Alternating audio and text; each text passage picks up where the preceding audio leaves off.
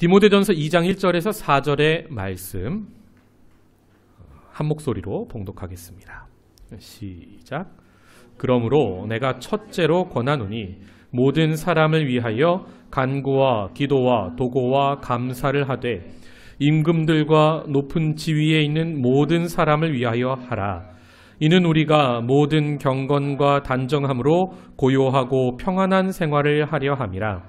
이것이 우리 구주 하나님 앞에 선하고 받으실 만한 것이니 하나님은 모든 사람이 구원을 받으며 진리를 아는 데에 이르기를 원하시느니라. 아멘. 오늘 간구, 기도, 도고, 감사, 네 가지 기도라는 고민하지 말고 기도하라 제목에서 방금 바꿨습니다. 제목의 말씀으로 함께 은혜 나누겠습니다. 여러분은 아이 때 기도하던 내용이 혹시 기억나십니까? 제가 자료를 찾다가 아이들의 순수한 기도들을 몇 가지 발견했습니다. 몇 가지만 소개합니다. 하나님, 내가 무엇을 원하는지 다 아시는데 왜 기도를 해야 하나요? 그래도 하나님이 좋아하신다면 기도할게요. 수. 하나님, 제 이름은 로버트예요. 남동생이 갖고 싶어요. 엄마는 아빠에게 부탁하라고, 아빠는 하나님한테 부탁하래요.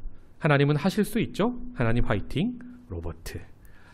사랑하는 하나님, 오른쪽 뺨을 맞으면 왼쪽 뺨을 대라는 건 알겠어요. 그런데 하나님은 여동생이 눈을 찌르면 어떻게 하시겠어요? 사랑을 담아서 데레사. 하나님, 레모네이드를 팔고 26센트를 벌었어요. 이번 일요일에 쬐끔 드릴게요. 크리스. 눈이 너무 많이 와서 학교에 못 갔던 날 있잖아요. 기억하세요? 한 번만 더 그랬으면 좋겠어요. 가이. 하나님, 착한 사람은 빨리 죽는다면서요. 엄마가 말하는 걸 들었어요. 저는요, 항상 착하진 않아요. 미셸. 우리가 어른이 되면서 세상을 알다 보니까 순수한 마음으로 하나님께 기도하는 것을 잊을 때가 있습니다. 그러나 어른이 정말로 해야 할 것은 기도입니다. 제대로 세상을 아는 성숙한 사람은 기도를 합니다. 내 힘으로 안 되는 일이 너무나 많기에 제대로 세상을 아는 어른은 기도하게 되어 있습니다. 이 전염병의 시기에 우리 성도가 가장 먼저 해야 할 일도 바로 기도입니다. 하나님은 에스겔 선지자에게 나라가 그 망하는 중에도 회복을 약속하셨지만 동시에 이스라엘 백성이 기도해야 할 것을 말씀하십니다. 에스겔 36장 37절. 다 같이 읽어볼까요? 시작. 주 여호와께서 이같이 말씀하셨느니라. 그래도 이스라엘 족속이 이같이 자기들에게 이루어 주기를 내게 구하여야 할지라. 아멘. 네. 내가 다시 읽겠습니다. 시작. 내가 그들의 수효를 양떼같이 많아지게 하되. 아멘. 하나님이 약속하신 구원이 바로 우리 사람의 기도를 통하여 이 땅에 임하게 된다는 말씀입니다. 그럼 우리는 구체적으로 이 시대에 무엇을 위해 기도해야 합니까?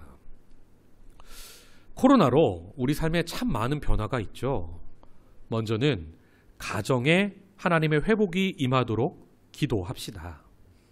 코로나가 가정의 위기를 불러왔다고 학자들이 말합니다. 집에서 생활하는 시간이 이전에 비해서 너무나 많이 길어지면서 가정의 갈등이 늘고 이혼이 늘고 있다고 합니다. 한 설문조사에서 코로나 전보다 가정의 갈등이 늘었습니까? 이 질문에 37.4%가 그렇다고 답변합니다. 또 그중 배우자와의 갈등이 60% 이상이라고 답합니다. 이 가정의 갈등은 한국의 문제만은 아닙니다. 외국도 코비드로 이혼이 늘면서 코비드란 말과 디볼스라는 단어가 합쳐져서 코비디볼스라는 신조어가 생겼답니다. 한국의 한 이혼 전문 변호사는 언론과의 인터뷰에서 코로나 전에는 이혼 상담이 하루에 3건에서 5건 정도였는데 코로나 시대에는 하루에 5건에서 10건 정도로 2배 이상 늘었다고 인터뷰하는 것을 보았습니다. 또 이탈리아는 이제 법원이 아니라 온라인에서 간단하게 이혼이 가능하다고 합니다. 이메일 한 통이면 가족이 남이 되는 것이 가능해진 세상이 되었습니다. 전염병이 우리 사람의 건강만 공격하는 것이 아니라 사람과 사람 사이를 파괴하고 있다는 뜻입니다. 그 중에 가정은 사회 집단의 가장 작은 단위 아닙니까? 또 성경에 가장 처음 등장하는 교회도 바로 가정교회입니다. 여러분이 가정교회에서 자녀에게, 배우자에게 화가 나는 일이 있을 때 우리가 화를 내기 이전에 먼저 이렇게 화를 내는 것이 과연 하나님의 뜻이 맞는지, 혹시 내가 어둠의 세력에 잡혀서 악이 틈타는 통로로 사용되는 것인지 우리가 잠시 기도하며 분별할 수 있는 능력을 갖춰야 할 것입니다. 물론 가정의 모든 문제가 우리 사람 때문만은 아닙니다. 홍대 건축학과 유현준 교수는 인간의 갈등을 공간의 문제에서 찾는 학자입니다. 지금 집은 하루의 대부분을 바깥에서 있을 때를 기준으로 구조가 설계되었다고 그는 말합니다. 그러니까 좁은 공간에서 함께 사람이 있으면 당연히 갈등도 있다고 그는 말합니다. 강연을 들어보면 정말 우리가 귀담아 들어야 할 말이 많습니다. 그러나 지금 당장 공간을 바꿀 수 없는 상황에서 우리 심령이 먼저 변하지 않으면 이 갈등을 해결할 방법이 없습니다. 성도가 공간 문제 이전에 어느 때보다 기도로 문제를 풀어가야 할 때라 이 말입니다. 또 전염병은 경제에도 심각한 타격을 주고 있습니다. 지금 각 정부가 막대한 돈을 풀어서 시장이 괜찮은 듯 보이지만 언제 갑자기 한꺼번에 문제가 몰려올지 모릅니다. 금융시장은 이상하게도 상승세인데 실물 경제는 밑바닥입니다. 그래프로 보면 K자 형태로 시장이 양극화되고 있는데 우리가 어느 때보다 긴장하고 기도해야 할 때입니다. 회사는 망하고 대량으로 실업자는 늘고 자영업자들은 문을 닫는 현실인데 어떻게 경제가 안정될 수 있겠습니까? 주님 오실 때까지 우리는 이 땅에 살면서 일용할 양식이 필요한 육체를 가진 존재입니다.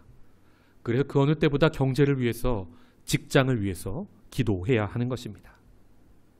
또 사업을 하는 분도 그 어느 때보다 기도가 간절한 시기입니다. 사회가 급변하는 가운데 오늘 평안했다가 당장 내일 어떤 일이 벌어질지 우리가 알 길이 없습니다. 직장 다니시는 분들은 한 가정만 책임지는 가장이지만 사업하시는 분들은 수십, 수백, 수천 가정을 먹여 살리는 책임을 지고 있지 않습니까?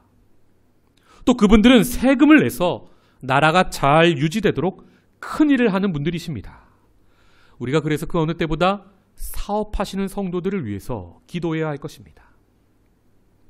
또 교회를 위해서 기도해야 할 때입니다. 생각해보면 교회는 2000년 동안 어떤 핍박이나 유혹에도 예배를 멈춘 적이 없어요. 예배 드리지 말라고 하면 어떻게 했습니까? 땅굴을 파요. 그래서 자기 삶을 포기하고 거기 들어가서 죽을 때까지 하나님 예배했습니다. 그것이 기독교 신앙이었습니다. 그러니까 순교할지라도 내 모든 이 삶이 포기될지라도 예배를 포기하지는 않았다 이 말입니다.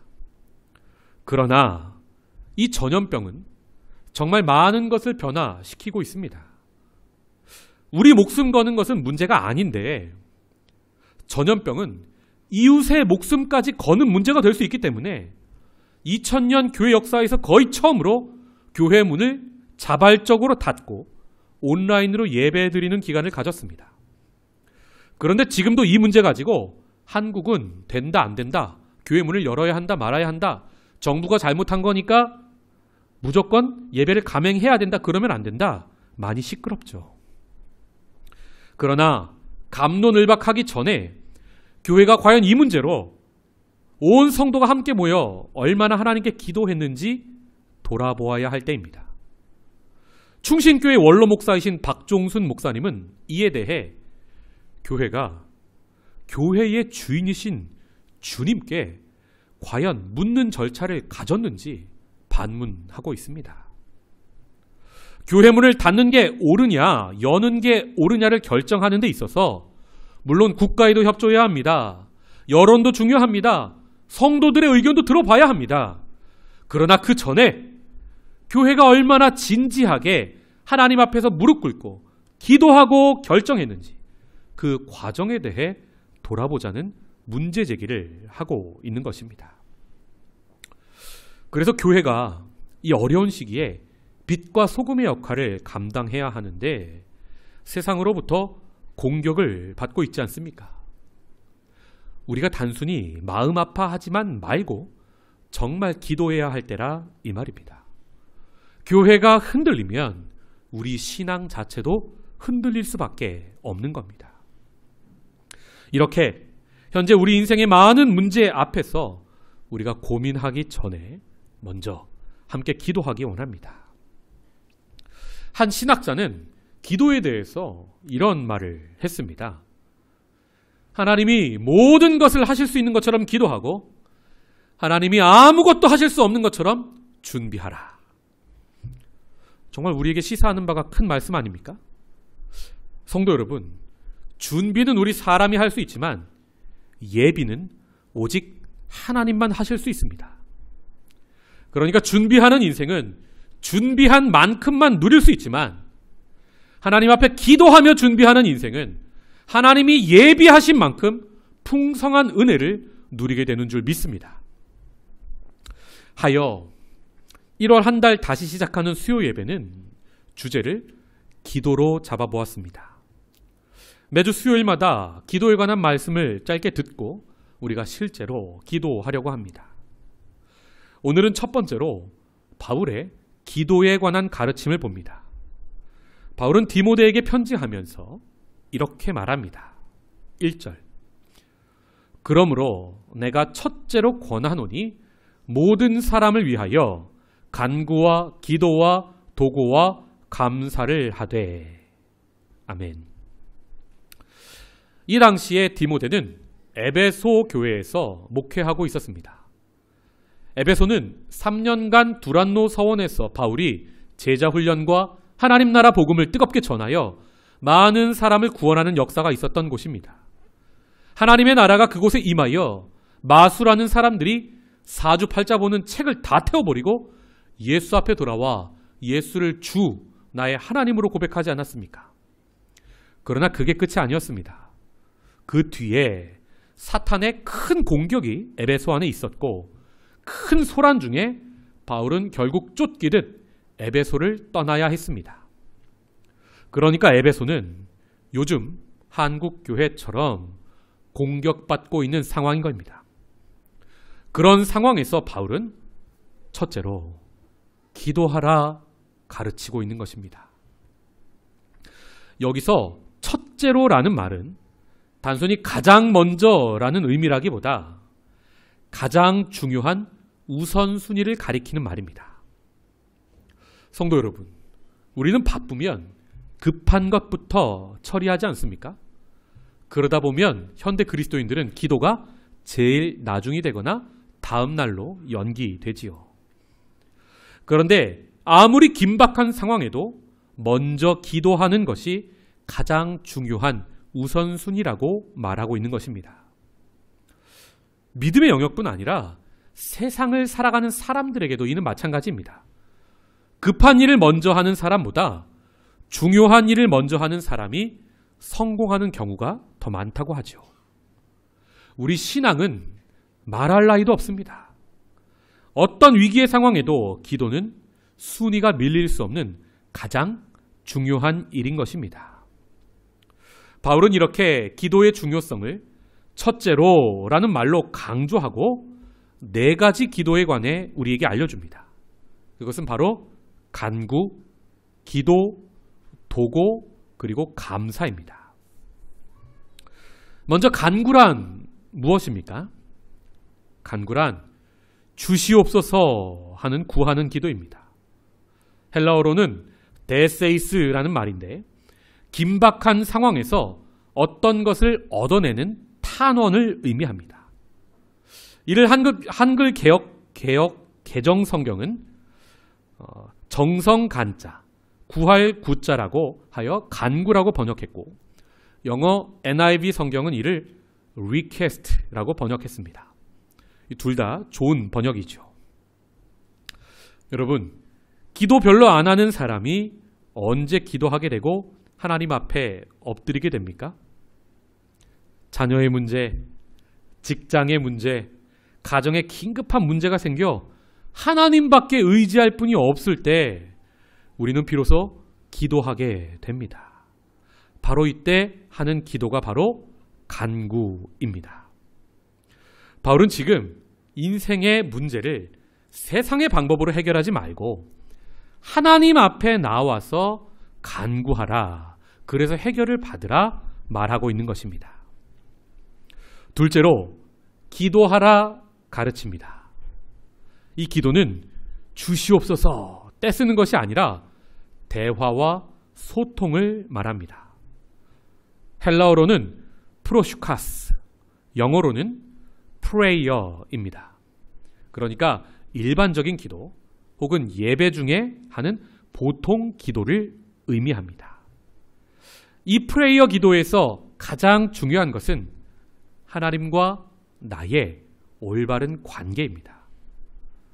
기도하며 하나님의 뜻을 알게 되고 하나님의 하나님 되심을 인정하고 나의 나됨이 오로지 그분의 은혜임을 인정하는 것이 바로 프레이어라 이 말입니다. 즉, 이 기도를 하게 되면 우리가 하나님의 온전한 말씀 다스림 안에 들어갑니다. 그래서 세상의 바쁘고 긴박한 삶에서 우리가 잃어버렸던 샬롬의 평안을 다시 우리 영혼이 갖게 되는 것이죠. 여러분, 구약 성경의 사무엘서를 보면 분인나가 한나를 아들 없다고 놀리면서 죽도록 괴롭히죠. 그래서 한나가 하나님 앞에 나와 엎드려 기도합니다. 너무너무 억울하고 힘들어서 이 문제를 해결해 달라고 하나님께 기도하는데 이 기도가 바로 처음에 말하는 간구죠. 그러나 한나가 오래 기도하는 중에 자기만 문제가 아니에요. 자기만 아들이 없는 게 아니라 이 시대에, 사사시대에 하나님도 아들처럼 쓰실 사역자가 없어요. 지금 나만 마음 아파하고 우는 게 아니라 하나님도 사역자가 없어서 울고 계세요. 그것을 깨닫고 그녀가 하나님 아들을 주시면 내가 이 아들을 하나님의 사역자로 드리겠습니다. 서운하지 않습니까? 이때 기도가 바로 프레이어, 기도인 겁니다. 바울도 그렇습니다. 육체에 가시가 있어서 하나님께 간절히 기도하죠. 고린도후서 12장 8절. 이것이 내게서 떠나가게 하기 위하여 내가 3번 주께 간구하였더니. 여러분, 대사도 바울도 문제가 있을 때는 간구하는 기도를 먼저 합니다. 그러나 이 간구해도 해결되지 않는 것을 통해 그는 더 큰 하나님의 뜻이 있음을 발견합니다. 9절. 나에게 이르시기를 내 은혜가 내게 족하도다. 이는 내 능력이 약한 데서 온전하여짐이라 하신지라. 그러므로 도리어 크게 기뻐함으로 나의 여러 약한 것들에 대하여 자랑하리니 이는 그리스도의 능력이 내게 머물게 하려 함이라. 아멘. 즉, 바울도 육체의 가시의 문제를 해결해 달라고 간구만 한 것이 아니라 그 간구하다가 프레이어, 즉 하나님과 대화를 한 겁니다. 하나님과 통한 거예요. 그리고 더 큰 하나님의 뜻이 이 고통 가운데 있구나 하고 그 하나님의 마음을 깨닫고 그가 도리어 크게 기뻐했던 것입니다. 그래서 사도 바울은 이 간구와 기도를 함께 하라고 가르치는 것을 봅니다. 에베소서 6장 18절. 모든 기도와 간구를 하되 항상 성령 안에서 기도하고 이를 위하여 깨어 구하기를 항상 힘쓰며 여러 성도를 위하여 구하라. 아멘. 여러분, 이 간절히 구하는 간구와 프레이어, 대화와 소통의 기도가 조화를 이루어야만 우리의 삶이 건강해집니다. 맨날 달라고만 하고 하나님과 대화하는 기도까지 못 가는 사람이 오늘날 너무나 많은 것을 봅니다. 여러분, 기도가 건강하지 못하면 우리의 삶도 건강하지 못하게 됩니다. 제가 오늘 뉴스를 봤는데 오늘 한국에서는 정인이 학대 사망 사고를 일으킨 양모에 대한 재판이 열렸습니다. 16개월 아이를 학대하여 사망에 이르게 한 이 양모는 자신의 범행을 부인하고 있죠. 문제는 이 사람이 기독교인인 겁니다. 이 양엄마가 정인이가 죽고 의사들이 부검을 하던 날 자기 아는 교인 지인에게 뭐라 메시지를 전했는 줄 아십니까? 부검 결과 좀 잘 나오게 해달라고 기도해 주세요. 메시지를 보냈다고 합니다. 여러분, 교회 다닌다고 기도한다고 다 구원받은 것 아닙니다. 다 주님의 제자가 아닌 거예요. 맨날 달라고 간구하는 그런 기도를 넘어 관계의 기도를 할 수 있기를 바랍니다. 내 자녀의 문제, 배우자의 문제, 교회의 문제, 나를 넘어선 이 세상의 문제만 발견하고 보다가 나의 문제를 발견하고 나를 부인하는 성숙함이 바로 모든 문제 해결의 시작입니다. 나를 발견하기 위해서는 이 관계의 기도까지 나가야 하는 것입니다. 셋째로 바울은 도고하라 말합니다. 도고란 말 여러분 들어보셨습니까? 이 사전에도 없는 말입니다. 성경에만 나오는 말인데요. 한자어를 보니까 빌도, 알릴고 해서 도고인데 이 거의 실생활에서는 쓰이지 않는 단어죠. 이 말의 헬라어 원어를 찾아보니까 엔튜크세이스인데 학자들은 이 말을 중보기도라고 해석합니다. 그러니까 무엇인가 구하기만 하다가 우리가 하나님과 대화하는 기도를 하게 되면 우리가 하나님의 마음을 알게 되지 않습니까? 그러면 나만을 위해 기도하지 않고 더 나아가 이 기도의 지평이 넓어지는 겁니다. 이웃과 사회를 위해 기도하는 사람이 되는 거죠. 성령도 우리 안에 내주하셔서 하시는 일이 뭡니까? 우리가 너무 힘들어서 기도할 바를 알지 못할 때에 우리를 위하여 말할 수 없는 탄식으로 친히 중보기도 하시는 분이 바로 성령이시죠. 예수님이 지금 하늘에 올라가셔서 하시는 일이 뭡니까? 우리를 위해 기도하겠다 제자들에게 약속하셨습니다. 즉 우리가 신앙생활 하면서 주님을 알아갈수록 우리의 신앙이 깊어져 주님을 닮아갈수록 우리는 중보기도하게 되어 있습니다. 제가 참 좋아하는 찬양 중에 누군가 널 위해 기도하네 라는 곡이 있죠. 가사가 이렇습니다. 당신이 지쳐서 기도할 수 없고 눈물이 빗물처럼 흘러내릴 때 주님은 우리 연약함을 아시고 사랑으로 인도하시네. 그리고 후렴 가사가 이렇습니다. 같이 불러볼까요? 누군가 널 위하여 누군가 기도하네. 내가 홀로 외로워서 마음이 무너질 때 누군가 널 위해 기도하네. 아멘. 여러분, 중보기도는 더 설명이 필요 없어요. 이 찬양 가사 그대로예요. 남의 아픔이 내 아픔으로 그냥 느껴지는 거예요. 여러분, 사람은 이기적이었어요. 남이 암 걸려서 지금 그 중내산에 해도요, 내가 가시에 찔린 게 더 아픈 사람이에요. 그런데 성령이 임하시면요, 그 사람에게 공감하게 돼요. 그래서 내 아픔보다 저 사람의 아픔이 더 크게 다가오기 시작해요. 그때 성도가 중보기도 하게 되는 것입니다. 여러분, 하나 되는 교회, 성령이 충만한 교회, 주님이 사용하시는 교회를 보면요, 공통점이 하나 있는데 그 교회에 중보기도가 넘쳐요. 반면에 중보기도가 교회에서 멈추면 그 교회는 아무것도 아닐 일 가지고 서로 네가 올래 내가 올래 싸워요. 분열해요. 찢어져요. 그래서 제가 다음 주 수요일부터 중보기도를 시작하려 하는 것입니다. 네 번째로 바울은 감사하라 말합니다. 여러분, 이는 어렵지 않습니다. 말 그대로 감사의 기도를 가리킵니다. 바울은 성경 곳곳에서 감사를 말합니다. 빌립보서 4장 6절의 말씀을 보시면 아무것도 염려하지 말고 모든 기도가 다 나옵니다. 다만 모든 일에 기도와 간구로 너희 구할 것을 감사함으로 하나님께 아뢰라 말합니다. 삶에 정말 간절히 필요한 것이 있어서 기도할 때도 염려를 넘어서서 감사함으로 기도하라는 말씀입니다. 왜냐하면 염려한다고 문제가 절대 해결되지 않아요. 이건 진리입니다. 오히려 잘못된 염려는 상황을 더욱 악화시킵니다.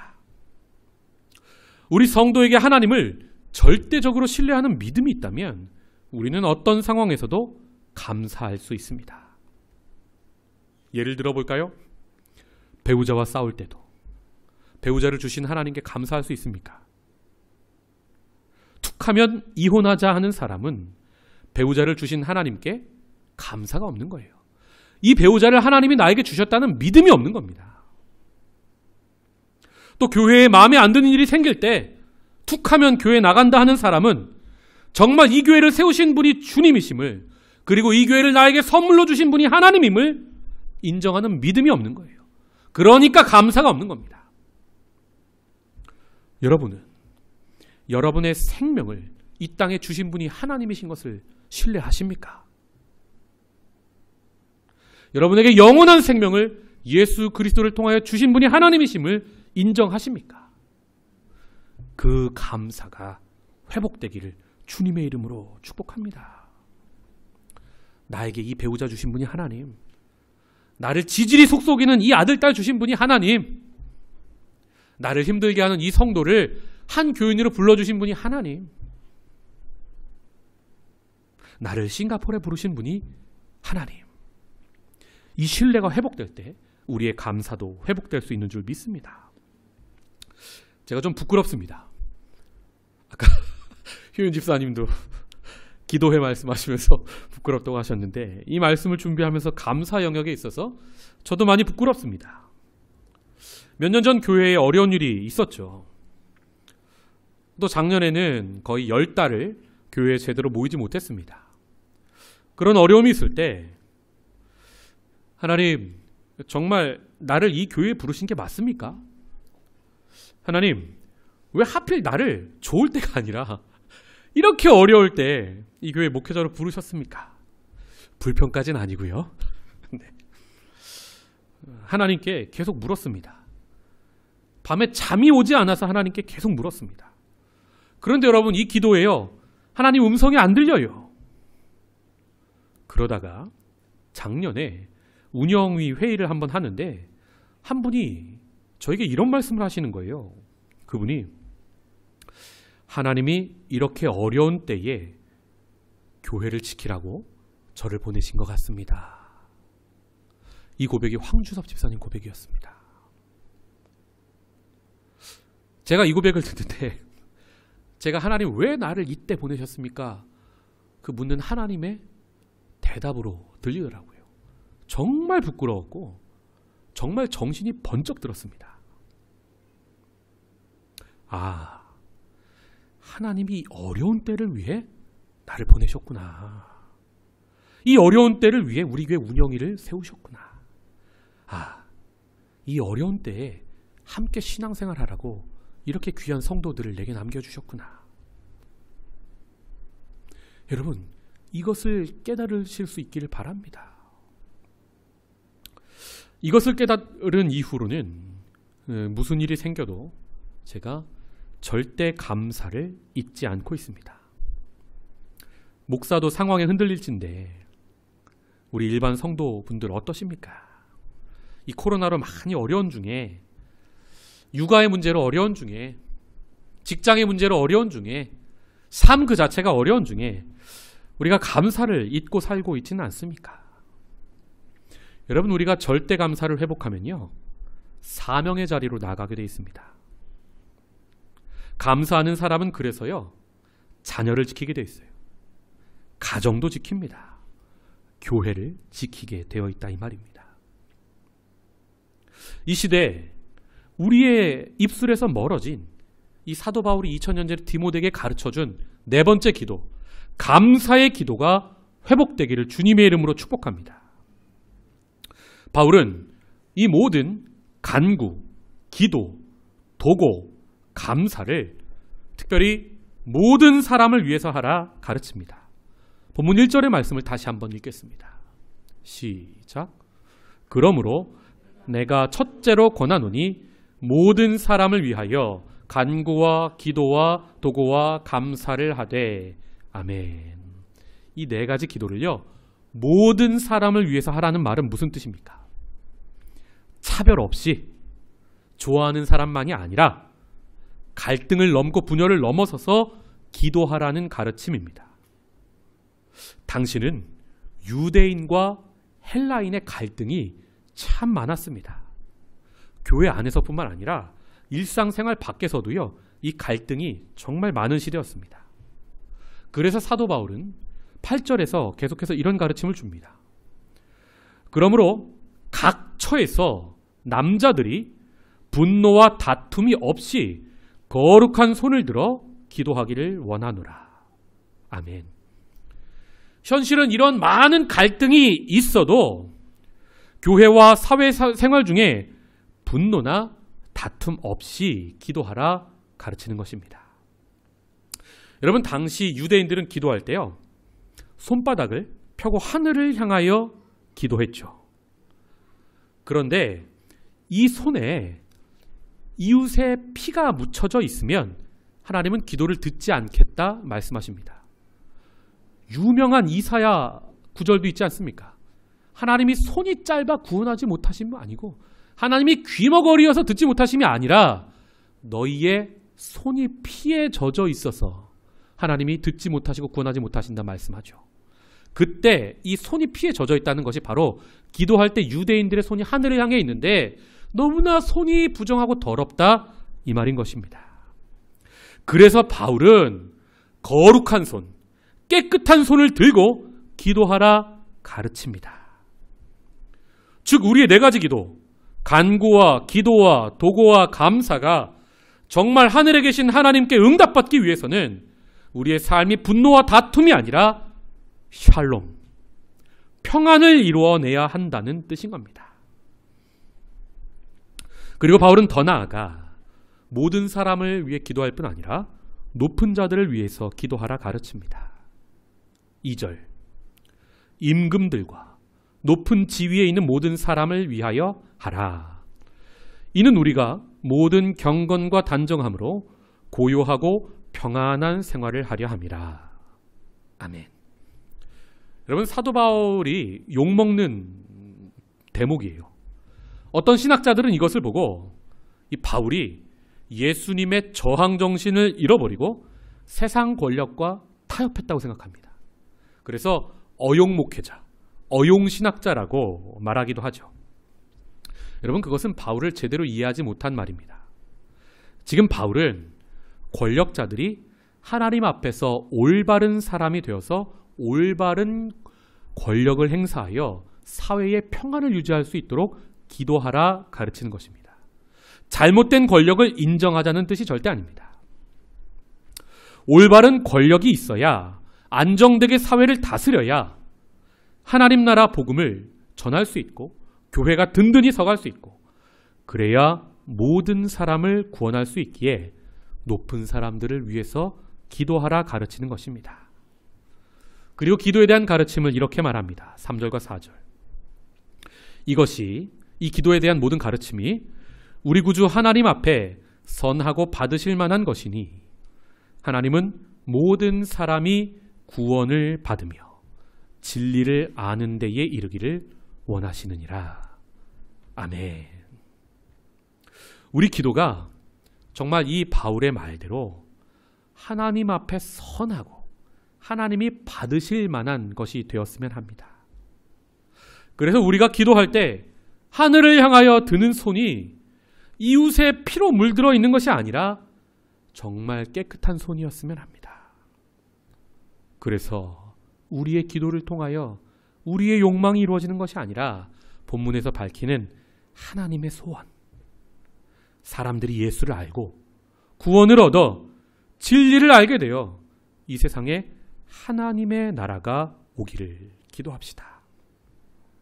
그렇게 우리가 성령 충만하여 간구의 기도, 관계의 기도, 도고의 기도, 감사의 기도를 온전히 드릴 수 있을 때 전염병으로 인한 어둠이 물러가고 하나님께서 주신 구원의 등불이 이 땅을 환하게 밝히게 될 줄 믿습니다.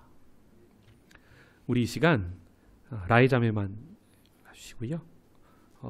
불을 끄고 우리 함께 기도해 함께 찬양하겠습니다.